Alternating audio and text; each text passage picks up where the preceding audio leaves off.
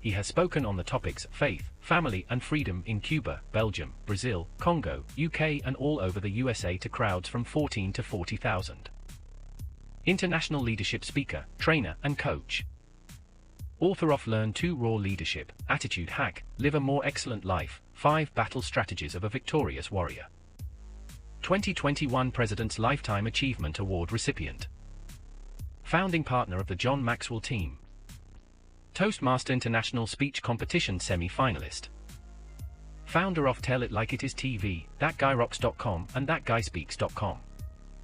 Creator of Story Power TV, Transforming Grace TV, and Leading Leaders Podcast. Producer of 4 TV programs and podcasts for Liftable TV and World Trumpet Television as well as multiple social media channels. Please help me welcome J. Loren Norris.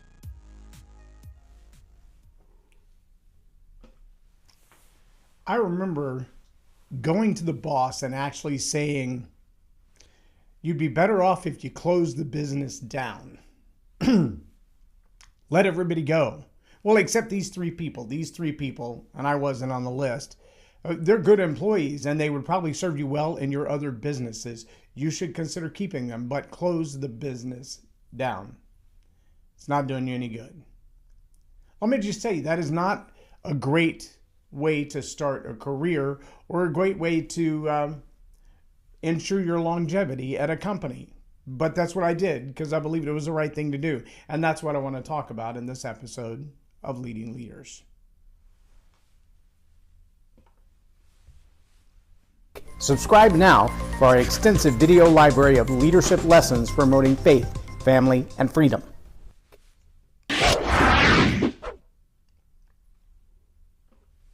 I'm J. Loren Norris with Leading Leaders Podcast. And that's a true story. Actually, it was a place called Fresh and Light. It was a little restaurant in Tyler, Texas, back in the early 90s. Right after I got out of the Air Force, I had taken a job doing all kinds of different stuff. I'd had several different jobs in the first couple of years of my marriage, but at this particular time, I was a restaurant manager. And I managed that store for about a year. And then the owner of the store decided his daughter needed a job more than I did. And so he let me go and he put her in that place. And over the next couple of years, she ran the store. Well, I wandered into another place of business in my 4th or 5th job I'd had since we'd been married, and I was selling advertising. And as I walked in the door to talk to the owner of that store, totally different store, about advertising, I heard him in an argument over the phone, and I tried to duck out gracefully. He's like, hold on, I'll be right with you. And so I sat in the store and I waited for him to finish his conversation, but there was enough direct reference to things, people, places, numbers, that it was easy for me to identify exactly what he was talking about. And so he got off of the phone, he was so frustrated and angry, and he looked at me and he said, I don't know why some people just feel like they have to lie about things. And I said, well, I didn't mean to eavesdrop, but I overheard you talking about drive-through and delivery versus dine-in. He said, yeah. I said, the numbers that you quoted are numbers that I wrote down. He's like, what? I said, yeah, that sounds like the restaurant I used to run called Fresh and Light a couple of years ago. He said, yeah, I just bought it. But he said, all of the numbers that were on that paperwork are just made up. There's no truth in any of them. I said, oh, there was truth then. I don't know what's going on now, but we did have that kind of volume in our drive-thru and delivery. Dine-in never did succeed really well. It was a bad place to come and have a meal, but we delivered to the hospital district constantly. So he hired me out of my advertising sales job back into restaurant management and put me in that store. And I was there about 3 weeks, and I told him, there's no chance of it coming back to what it once was. The damage has been done and it's irreparable. They shut off deliveries and they've done such a horrible job at their drive-thru that nobody wants the food anymore. And they've tried to fix it with dine-in, but it's not that kind of neighborhood and it's not that kind of community. So best advice is to shut it down, take your best employees and move them over to your other Blimpie store and be done with it. And he looked at me and he said, why would you do that? I said, why would I do what? He said, why would you recommend that I closed it down? You quit another job to take this job, and now you're telling me you're not going to have a job anymore and you're okay with that. And I said, well, I couldn't sleep at night if I just kept taking your money. That wouldn't be right. But you do have some good employees and they need jobs, and it's going to be harder for them to find a job than it will be for me. There's plenty I can do. I wasn't looking for this job and I got it. And he said, you make a good point. Why don't you help me out with some of my other ventures? And so he hired me to run another retail store, a business I'd never been in. And over the next couple of years, completely shifted his business, tripled his income, completely rebuilt his billing system, found new clients and services that he had not had in the past, made his business a go. Now, the one thing I didn't have in my life at that time was a mentor with good business sense. Because I was offered to owner finance that building, that business, the whole business. He said, I'll sell it to you. You've made more money with it in the time that you've been here than I've made since I opened it. So I'll owner finance it to you. We'll split the profit. You got nothing out of pocket. Just keep running it. We'll share the profits at the end of the day, and I'll take a larger percentage of profits until it's paid off. And I mentioned that idea to a couple of people, and they said, what do you know about running a business? I'm like, well, I've been running it. They're like, what do you know about owner financing it? So instead, I took a pay raise of about $5,000 a year, packed up my family, moved to a whole new city, a place where we had a hard time getting plugged into the community, a hard time getting plugged into schools and churches, and et cetera, et cetera. Then we had another baby while we were there. And so our whole world just became topsy-turvy over the next couple of years over a little tiny $5,000 raise. And the business that I passed up on, well, it sold. And then later sold again, and it was bought out by a multinational corporation. It's still there. Almost 30 years later, in the same location, still doing good business. But it's owned by a big corporation now. Well, it could have been me that still owns it 30 years later. It could have been that I was the one that sold out to the multinational corporation. But I didn't have anybody in my life that had the moxie to say, you got this. Let me tell you how. So when I get a chance to pick up books like The 9-Figure Mindset, and I get to spend time, at least inside the head of, in conversation, people like Brandon Dawson, I realize he makes some really powerful statements in here. I want to share one of those with you, and then I'm going to backtrack a little bit. So he says on page 13, again, I'm really deep into this book and already getting some gold mines out of it. He says, the biggest mistake you can make is to listen to friends, family members, loved ones, professors, business lawyers, brokers, accountants, and all the people who want to offer you advice, but, and here's the key phrase, haven't actually done what you're trying to do. The fastest way to succeed is to find the closest example of what you want to accomplish and model yourself after the person who's actually achieved it. Genius. He said, so, who is a mentor? A mentor is someone who has what you want, who is the kind of person you'd like to be, who has done the kind of thing you want to do. And the last part should be your guide. Listen to the people who've done what you want to do. See, when I pitched the idea to the people that I knew about running this business and owner financing it and taking over, I didn't know enough to know that they didn't know what they were talking about when they said that kind of business won't succeed. There's a reason he's trying to get out of it. That's the kind of feedback that I got from the people in my life at that time, one of those people being my father. He said, you know, if that kind of business would succeed there, the people who run those kind of businesses would have already built one there. Okay, so that was the advice that I got. So I passed it up. I took a pay raise. I moved on with my life. And I learned my lessons. I learned a lot of things, but not what I could have learned or earned if I'd taken over that business when I had the opportunity. Obviously, the owner of that business that was offering to owner finance it to me saw something in me that I didn't see in myself and that others obviously didn't see either. So I want to back up a little bit. If you've watched this program for any period of time, you know that one of my mentors is John Maxwell.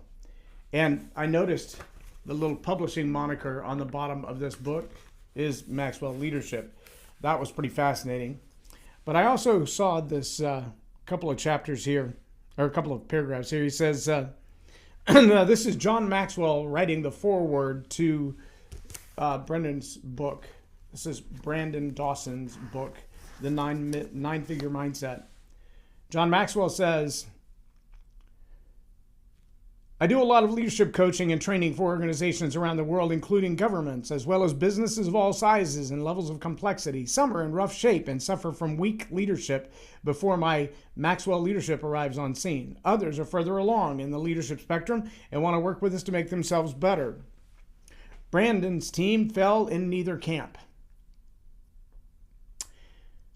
Exactly, because Brandon gets it like nobody I've ever met. And by it, I mean how to create systems that foster leadership up and down an organizational culture and in a way people can understand.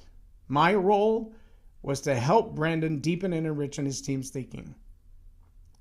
Then he goes on to say that in 2013, the Maxwell leadership team adopted Brandon's business way of thinking, apply Brandon's techniques to optimize our systems and processes while aligning each team member's goals with those of our organization. A decade later, we continue to apply Brandon's best practices, and he's helped us grow and prosper as an organization and individuals. Now let me jump over here to the key, because the title of this episode has to do with those leaders who realize they're not great because they've built a fortune. They're not great because they built a great business. They're not great because they've controlled and led and gained and have this incredible fortune behind them. Their legacy is not their bank account. That's not a great leader. But a great leader is those who add value to others. And this is how John Maxwell goes on to say this. He said, organizations rarely, if ever, suffer from a lack of followership. What's usually found wanting is leadership. And the most important part of leadership that goes missing is neither intelligence nor technical know-how. It's the business owner's ability to align the organization's success with that of each member's vision of success. Creating this kind of alignment takes a leader who understands and has the integrity to act on the knowledge that leadership is about creating value for other people, not just the business owner. It's about showing people you really do care, so they in turn do everything in their power to contribute to the shared success. Learning all there is to know about our own hopes, fears, dreams, and goals. After all, if we don't know what motivates and inspires us, how can we hope to inspire and motivate others? Let me sum that up into a really simple sentence. It's not about you. What if great leadership looks at a business, an organization, a mission, and says, this is a vehicle for you as the leader to add value to the lives of others? That's it. That's it. It's not about building your bank account, not about building your legacy. It's not about building something incredible that everybody will look at and go, oh my gosh, look at all the Lamborghinis and multi-million dollar mansions they've built. See, the contrast is there are a whole lot of multi-millionaires today who are influencers. Interesting phrase. If leadership is influence, nothing more and nothing less, then an influencer should be leading people, right? But what we see a lot of influencers do is really nothing more than manufacture drama. I mean, you see people on social media who are getting millions of views. And you can tell the ones that are recording real life as it happens. I mean, they're literally like reality stars. They're telling you what's going on in their life, and the truth that they're telling and the ideas that they're sharing and the emotions that they're sharing, they're real and authentic and in the moment. It is life. And they have a couple million views, and they have some ad revenue, and they have some product sponsorships, and that's how they make their living. And then there are those who the entire show, you can tell from beginning to end, is designed with just the right thumbnail to catch your attention and make you click on the video. Just the right opening sequence of 3 or 4 seconds to make you want to watch the rest of the video. And then as soon as that capture is over, they bait you for the next 45 seconds to a minute and a half to 5 minutes. It's like a mini webinar. Everything is leading to some big culmination, but really the whole thing isn't about making your life any better. It's not about selling a product that's going to change your life. It's not about helping you in any way. It's really just about them getting attention. Clicks, views, ad dollars, sponsorships. Period. And for some that are maybe even a little further up the echelon of earning and a little further down the echelon of leadership, you have those who, well, frankly, they're just narcissists. The whole reason that they get in front of a camera is to get attention. Everything they do is about views.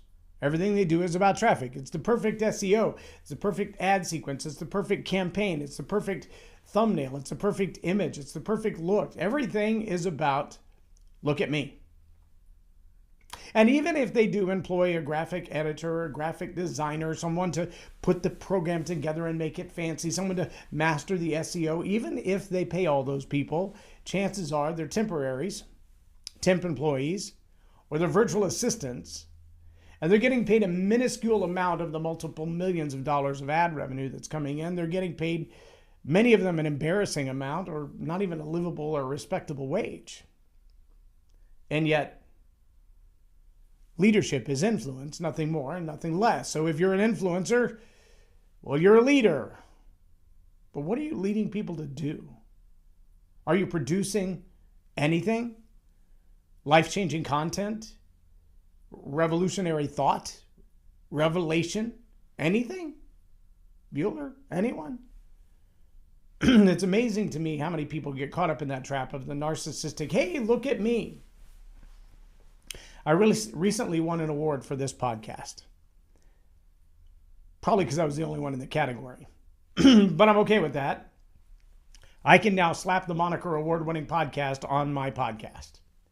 It only took 10 years and 1,500 episodes. That's a genuine overnight success, right? You following me? See, there are a whole lot of people who would have said, well, if you're not making $1 million out of it already, quit, do something differently. You'll change up your moniker, change up your slogan, change up your tagline, change up your everything. But I know there are people who watch this podcast, this program. And I know that because there are television networks who picked it up and started airing it without asking and without telling, but they're making ad revenue on it. I'm okay with that. If this program is touching lives and changing people, great. Because I do realize, like what John Maxwell said about Brandon here, my role on this life, my role in this life on this earth, I'm okay with making a lot of money. If that happens, awesome. Is it my target? Not necessarily. I want to keep the bills paid. I want to stay ahead of the tax man. I want to make sure that my family has enough to survive comfortably. But do I need a yellow Lamborghini? No. Do I need a multi-million-dollar mansion? No. Do I care to have one? Probably not. If I had that much money, I'd be more inclined to give it away. That's just me. My ambition, my goals are that aha moment. I live to see people go, oh, now I get it. That moment for me is worth so much more than a paycheck. Oh, people pay me for that moment. Don't get me wrong. And I'm not cheap because I'm good at what I do. But I don't live for the money as much as I live for the transformation. I want to see the transformation brought about in the life of others. I want to see people come together with organizational alignment. I want to see people work together toward a common vision and a common goal. I want to see people cherish the life that they have to live now. That's what I want. And I do that every time I step in front of this camera, every time I step on a platform, every time I work with a small group or a large group of people. My job is to help them tell better stories better, because sometimes it's the bad stories in your head that are destroying your future. Sometimes it's a lack of a common vision. The story we tell about why our group does what we do. And as we tell better stories better, we change the narrative. And you'll either lead the narrative or be led by it. See, all of these are common themes. Leading leaders isn't about being a multi-billionaire. Leading leaders is about helping people who are starting out and starting over realize leadership is for you too. You're probably already doing it. I want to help you do it better. If you're following me on this journey, I recommend these books that I hold up, that I show, that I read from, for you to dig into them and read them yourself. Chase the Lion, 9-Figure Mindset, Mentoring 101. All of these books that I've been sharing with you this month, those are for you to go grab that book, read that book, and apply it to your life. Because I only have about a half an hour here to spend time sharing with you, and those books are going to take a whole lot more time for you to get through. Invest that time in you. You're worth it. Your organization is worth it. The people you lead are worth it. So invest financially and emotionally and your time commitment in making yourself a better you. Because in the end, it's not about the legacy you'll leave. Great leadership is not about just amassing dollars. It's about the people you lead. It's about caring for them, adding to their future, adding value to them. And you can't add to them what's not already in you. I'm Loren Norris with Leading Leaders Podcast, or Tell It Like It Is TV. Have a blessed day.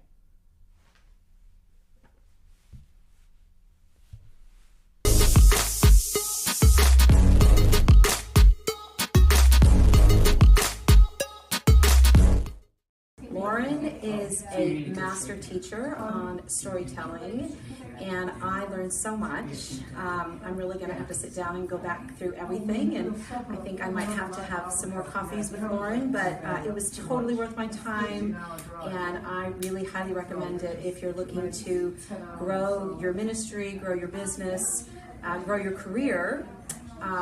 Loren will serve you well.